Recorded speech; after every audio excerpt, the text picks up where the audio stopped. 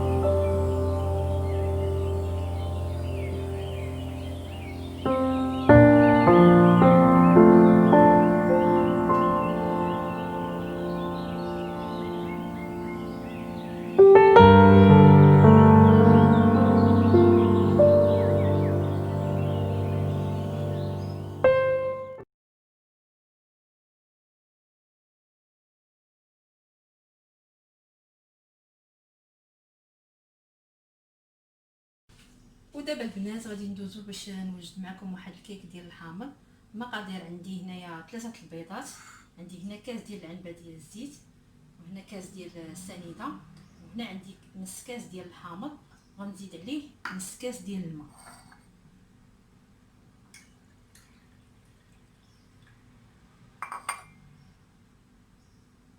وهنا عندي 3 الكيسان ديال الفورص، وعندي هنا 2 خمارات ديال الحلوى، وعندي هنايا قشور ديال 2 حامضات.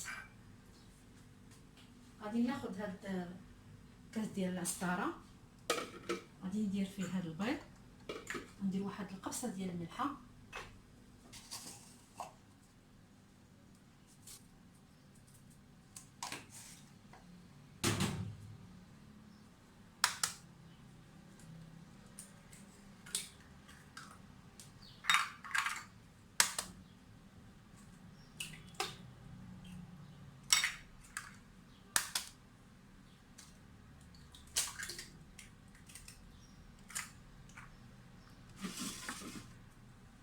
غندير كاس ديال السنيده،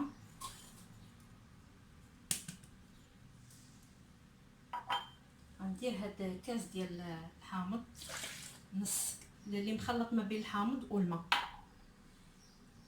كاس ديال الزيت،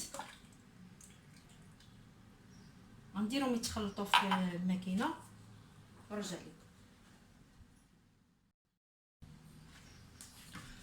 ودابا بعد ما طربتهم مزيان خويهم هنايا،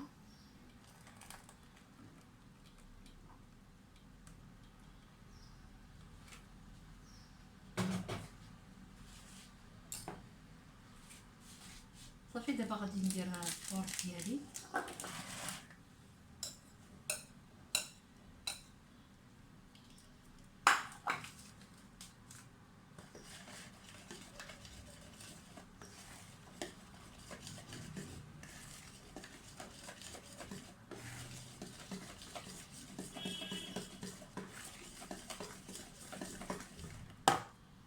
غنزيد هاد الخمارات.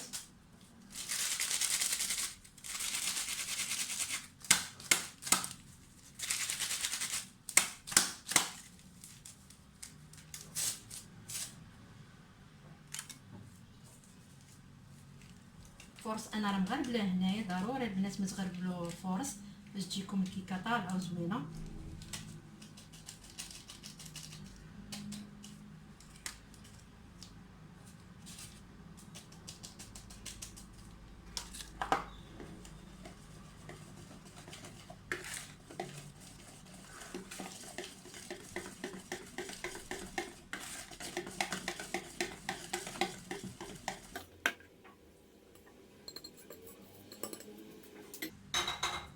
صافي خليت هاد القشور ديال الحامض هما الاخرين باش يبقاو مسمين، عطينا ديك النسمه ديال الحامض.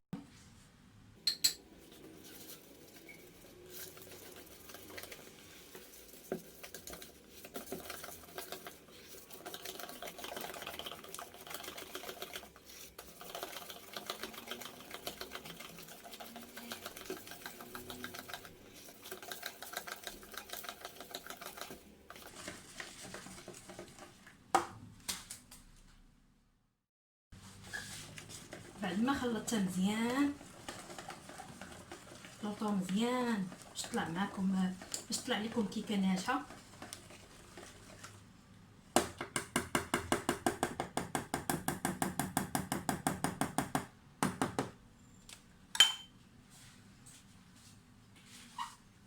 ديت انا هاد المول هذا شيتو دهنتو بالزبده ورشيتو بالكوك، واحد شويه الفورص مع هاد الكوك غلال ما لصقش ليا، قالت لي واحد شويه الفورص. صافي غنخويه هنايا.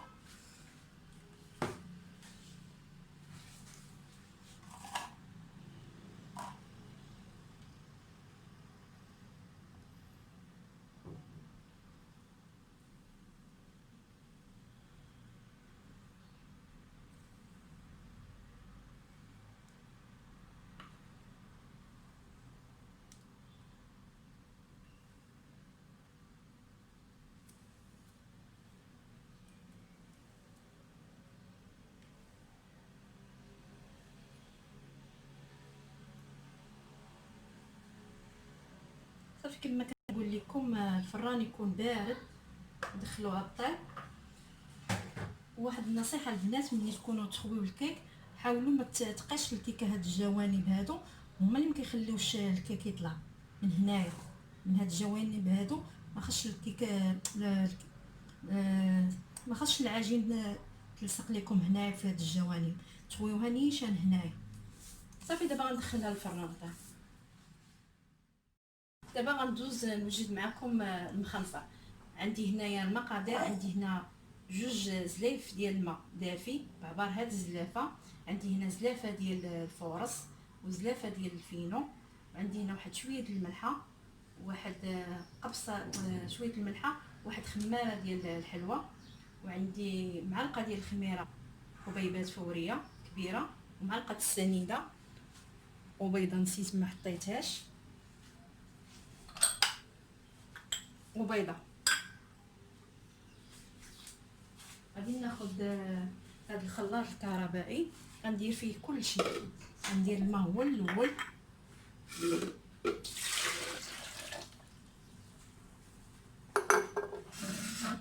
غندير هذه البيضه،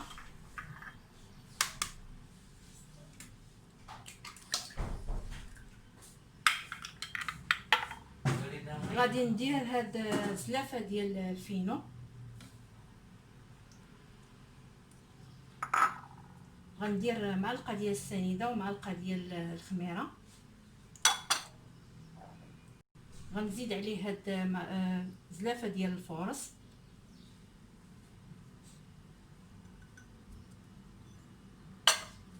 غنزيد هاد الخماره ديال الحلوى،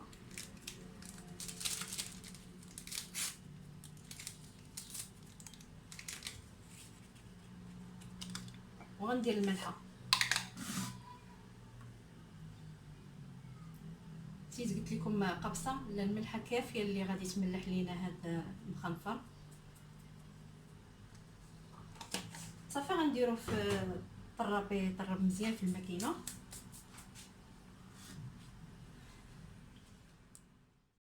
بعد ما طربته مزيان غنخويه هنا في هذا البانيو، غنخليه هنا يخمر.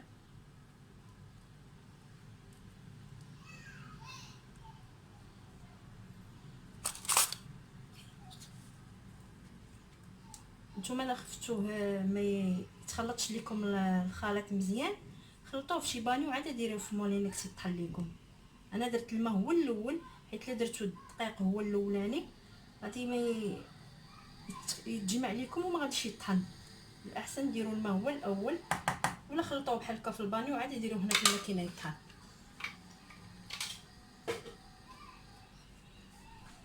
فنغطي عليه ونخليه يخمر تقريبا واحد نص ساعه بحال هكا تيخمر. حتى تشوفوه دار واحد الفقاعات من هنا من الفوق، هذا عرفوه راه خمر. هو راه كيطلب الوقت، ماشي بحال البغرير في ساعه تيخمر.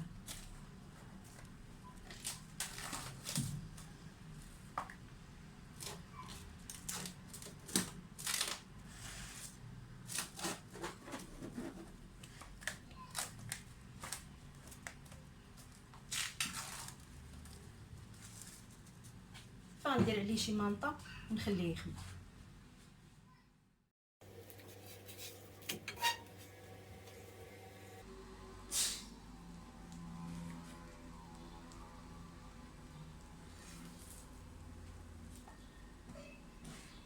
كناخذ المقله تاع هكا البنات، كندهن واحد شويه ديال الزيت،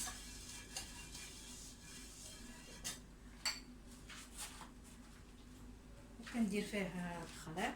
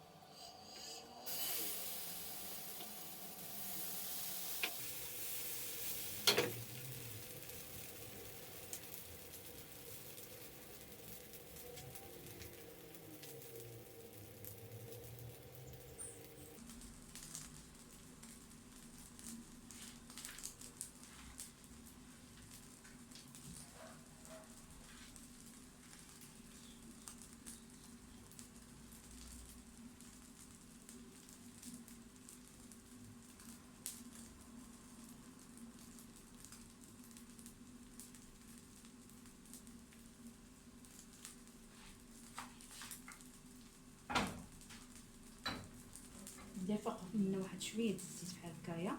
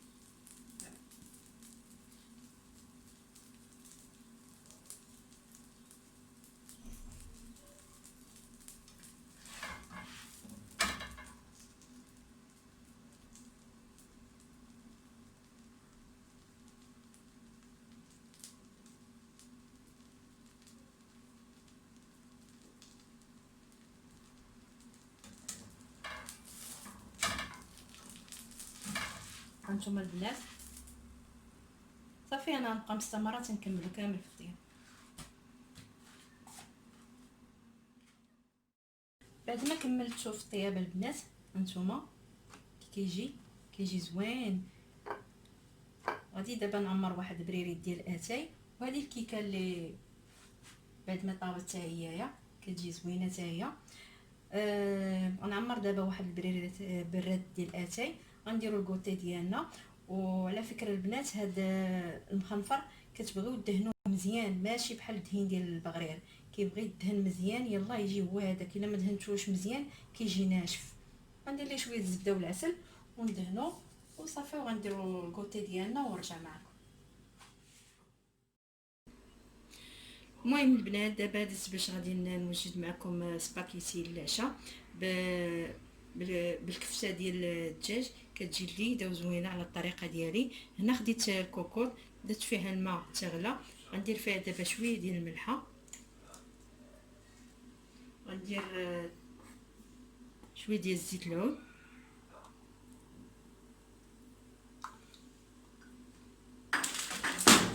وغادي ندير دابا السباكيتي ديالي.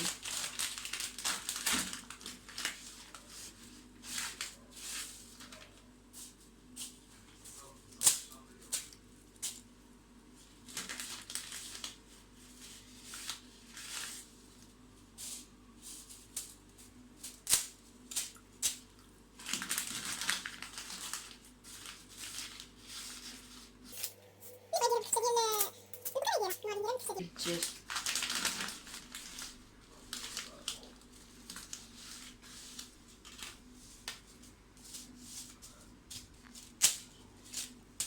صافي غنكملها كامل دابايا ونخليها تسلى. وهنا البنات خديت هاد الطنجره باش نديرو لاصوص. هنايا خديت واحد معلقه ديال حكه المطيشه، جبت هي للتقليه، وعندي هنا جوج مطيشات وجوج خيزوات غادي نحكهم.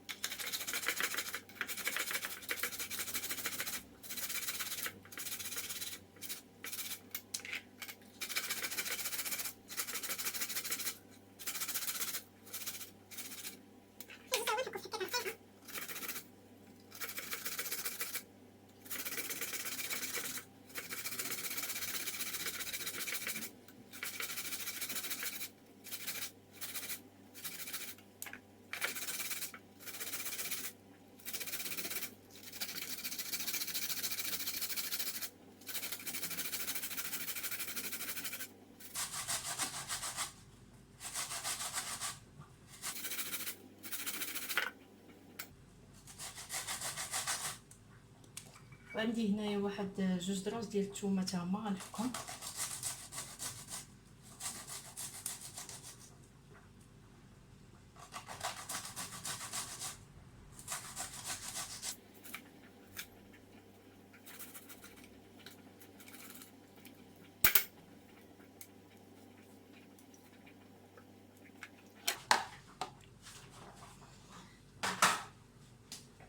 ودابا غادي ندوز باش ندير العطريه. غندير واحد شويه ديال التحميره، المعلقه،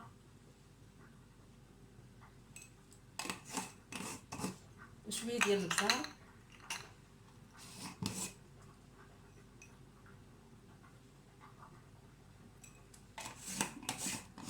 والملحه.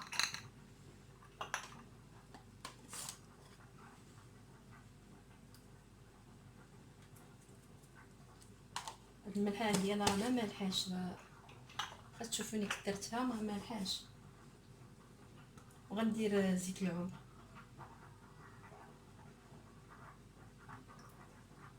صافي غنديرها تقلى. ودابا البنات بعد ما تشحرات ليا لاصوص ديالي مزيان شفات من الماء، غنزيد عليها واحد شويه ديال الربيع عندي مقطع في مجمد، السباكيتي راه هي كتسلق.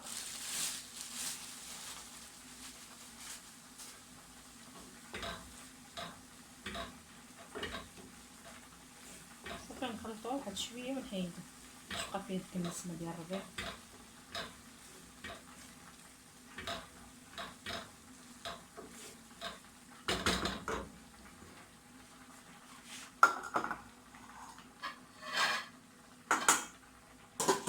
هنا خديت واحد المقله اخرى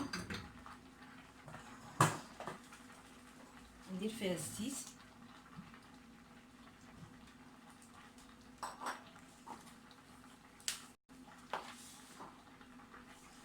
نخليها حتى تسخن شويه عاد غادي ندير فيها الكفته ديالي.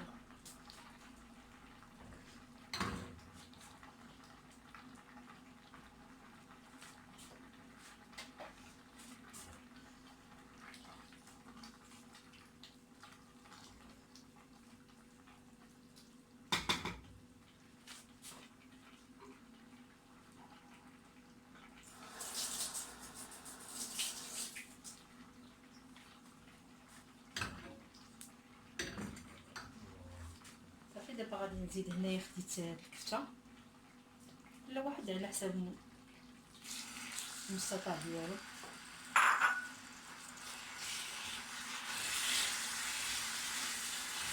صافي غنفتيتها بحال هكايا.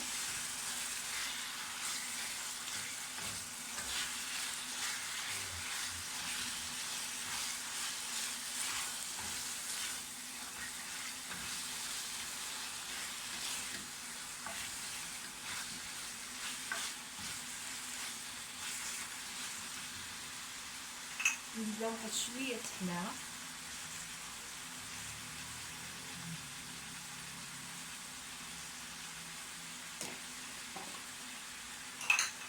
واحد شويه ديال البزار،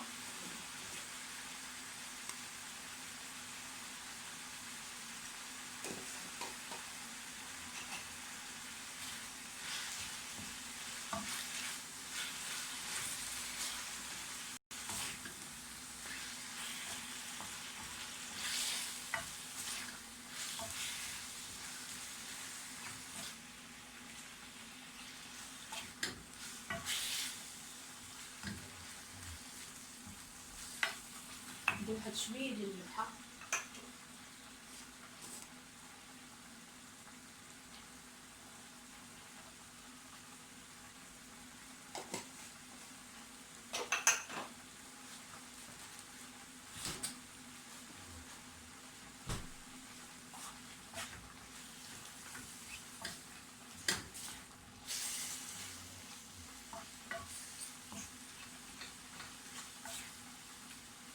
صافي غنبقى مستمره بحال هكايا في التحريك حتى تغلي الكفته باش ما يجيكمش الفيديو طوال.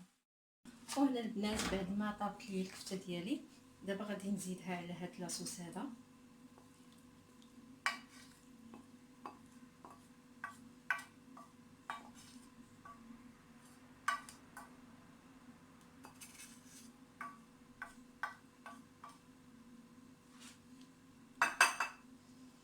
فنخلط هادشي كامل.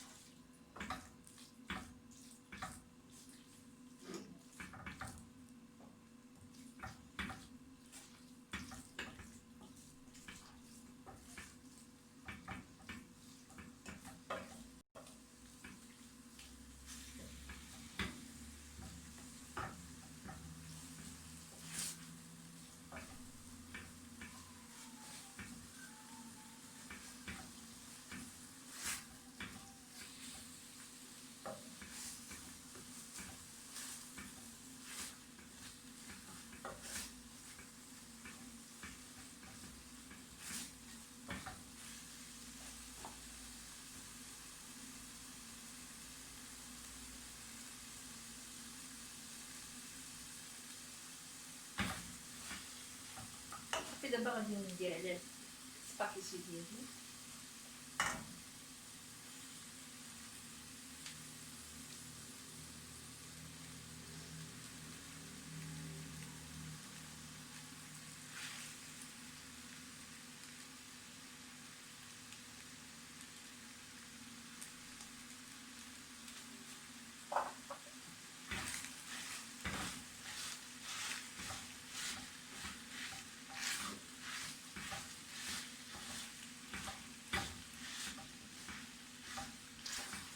غادي نقلبها البنات في الكوكوط. جاتني هنايا صغيره هاد الطنجره.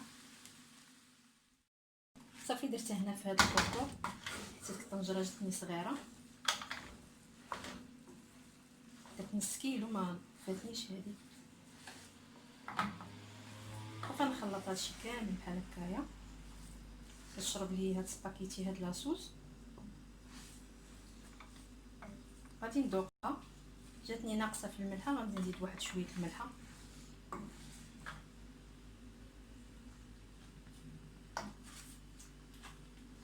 خاصها شويه ديال الملحه.